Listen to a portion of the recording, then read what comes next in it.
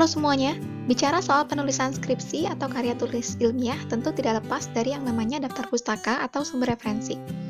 Sumber referensi tersedia secara online dan offline. Saat ini, mencari sumber referensi lebih banyak dilakukan secara online, selain lebih mudah juga lebih hemat waktu karena tidak perlu keliling perpustakaan. Akan tetapi, kalau cara mencarinya tidak tepat, mencari referensi secara online pun bisa tidak efektif. Nggak ketemu dengan apa yang dicari, padahal ada. Nah, masalah seperti ini nih yang sering ditanyakan. Terkadang sering mendengar keluhan, kok bisa sih nemu referensi itu? Padahal udah dicari di internet, kok nggak bisa diakses? Harus bayar dulu, dan lain sebagainya. Padahal ketika aku cek, referensi tentang topik yang dimaksud banyak banget, dan bisa diperoleh secara gratis. Di video kali ini, kita akan membahas tips and trick mencari sumber referensi secara online, full akses gratis. Silakan disimak.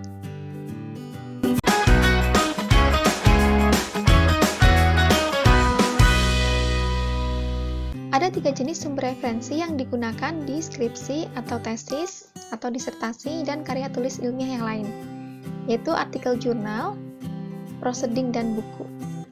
Artikel jurnal itu adalah tulisan ilmiah yang dipublikasikan di jurnal. Jurnal ini semacam majalah ilmiah gitu ya. Jadi ada editornya dan ada reviewer.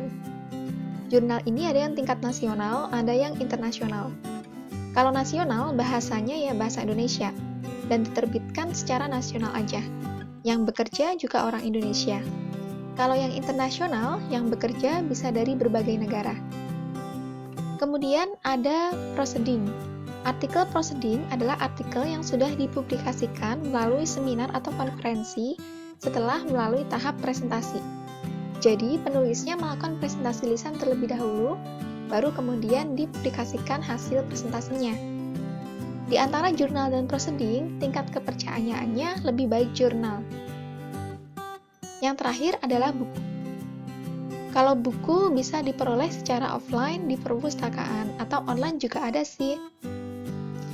Nah, untuk teman-teman yang sedang dalam mencari sumber referensi, akan lebih baik untuk mencari dalam bentuk artikel jurnal atau konferensi. Kalau buku itu terlalu subjektif dan tidak efektif juga, karena ada ratusan halaman. Jadi kalau misalkan pengen mencari sumber referensi dalam bentuk buku, lebih baik digunakan untuk menulis bab pada metodologi penelitian. Jadi untuk kali ini, kita akan fokus membahas cara mencari artikel jurnal dan proceeding yang lebih efektif. Kita mulai dari Google Scholar.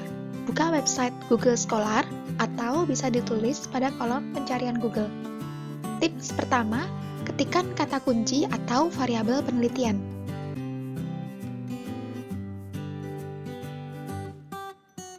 Akan muncul tampilan beberapa penelitian.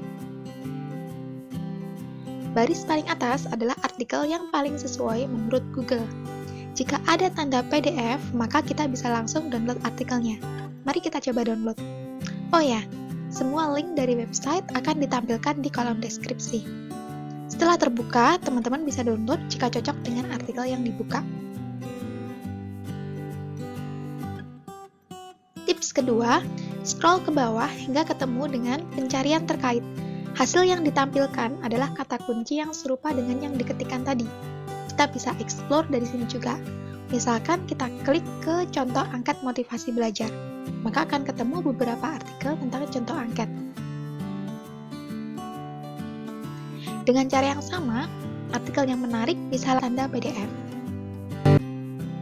Tips ketiga, apabila ada artikel yang tidak ada tanda PDF atau sulit download, pada bagian bawah artikel, klik bagian versi, jika ada.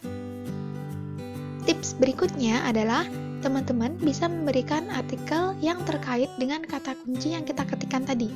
Letaknya di bagian bawah setiap artikel, yaitu artikel terkait atau related article.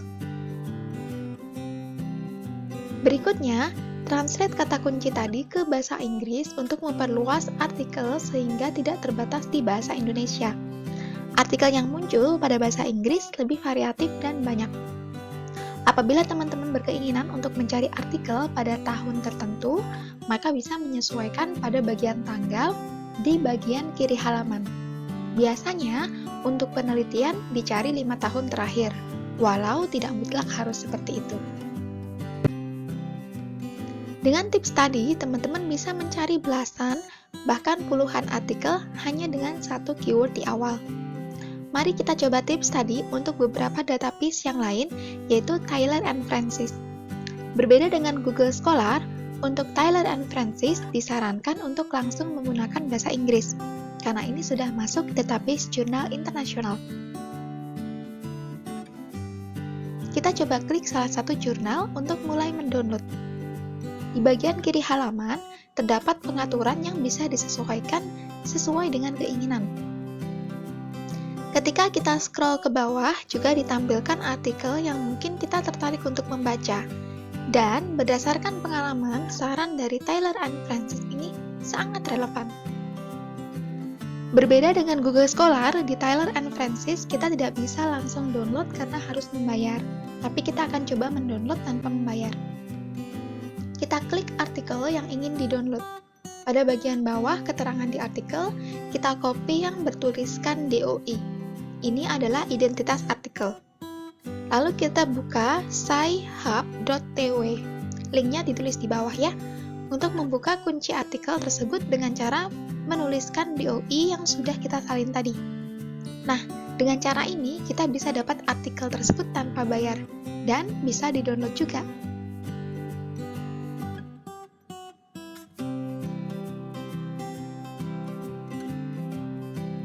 Selanjutnya kita akan ke ProQuest. Untuk akses ProQuest itu harus sign up terlebih dahulu melalui institusi. Intinya tidak bisa mandiri, jadi agak ribet. Ini saya juga nggak bisa akses karena akun dan password yang sudah pernah saya dapat itu sudah tidak bisa dipakai. Di ProQuest sebenarnya kita bisa buka berbagai macam jurnal, skripsi, tesis, dan disertasi.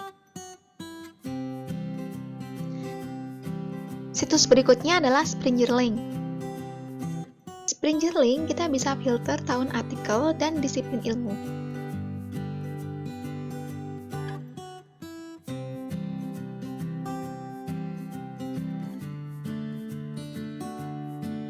Kalau ketemu artikel yang dimaksud, langsung klik judul.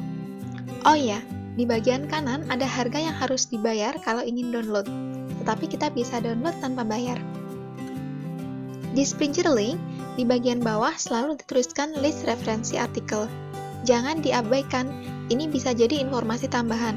Biasanya saya dapat inspirasi artikel lain yang dicari dari referensi orang lain.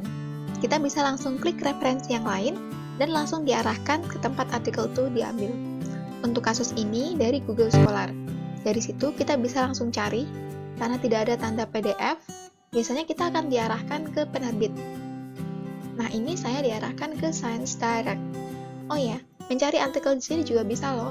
Caranya juga sama, tinggal ketikkan kata kunci seperti tadi.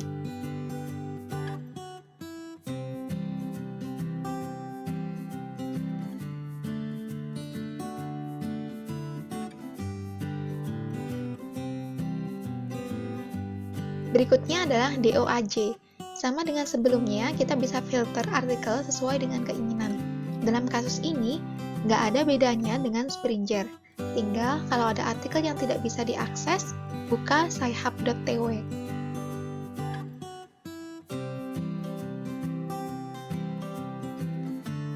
Nah, untuk EBSCO, nanti saya akan bahas di review bagian akhir ya. Alamatnya akan ada di bagian deskripsi. Terakhir di pembahasan kita yaitu dari JSTOR. Ketikkan saja kata kunci artikel yang ingin dicari. Jika sudah ketemu, nanti akan diberikan informasi mengenai artikel tersebut. JSTOR ini seperti katalog perpustakaan, sehingga tidak bisa full akses artikel dan harus daftar terlebih dahulu. Plus, tidak mencantumkan DOI juga. Dalam kasus ini, teman-teman masih bisa kok menggunakan Sci-Hub, yaitu dengan mengcopy judul artikelnya aja. Sci-Hub akan tetap bisa identifikasi.